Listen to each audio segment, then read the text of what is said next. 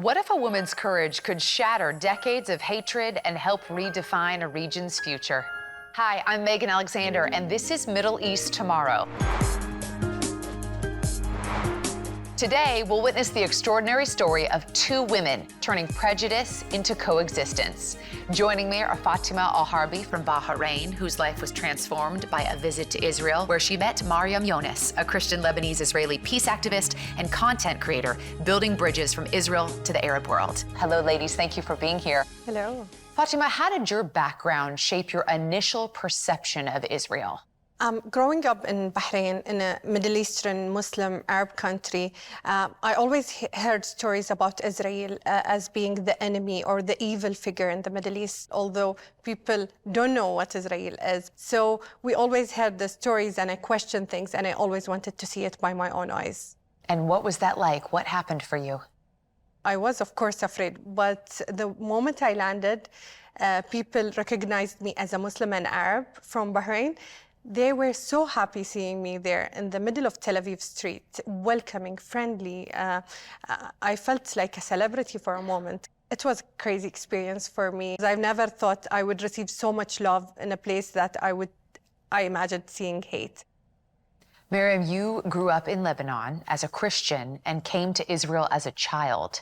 How did Israel treat you? So I was 5 years old when we fled southern Lebanon to Israel. You know, fleeing our country, our village, we were forced to grow up in a, country that wasn't ours.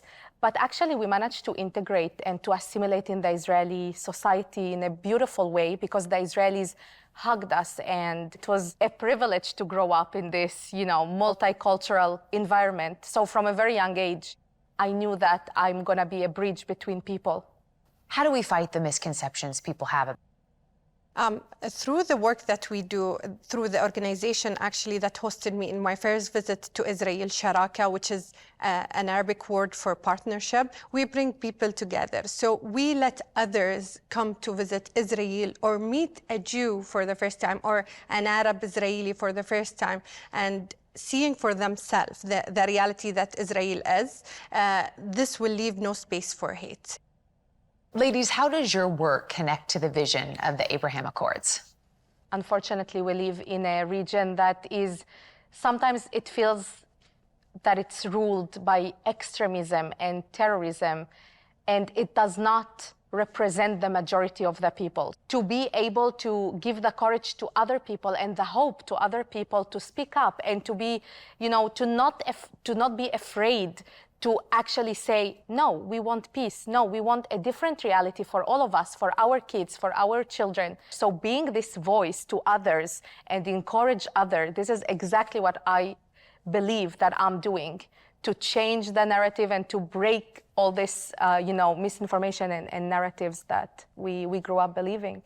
Through the work that we do in Sharaka, we travel the world, especially the United States, to advocate for the new reality of the Middle East that we live in. So the dream would be more people joining this Abraham Accord movement, of people choosing peace, bringing all the faiths together, Muslims, Christians, and Jews, and saying that even though that we pray in different words, in different way, but we all pray for the same thing, which is peace in the Middle East.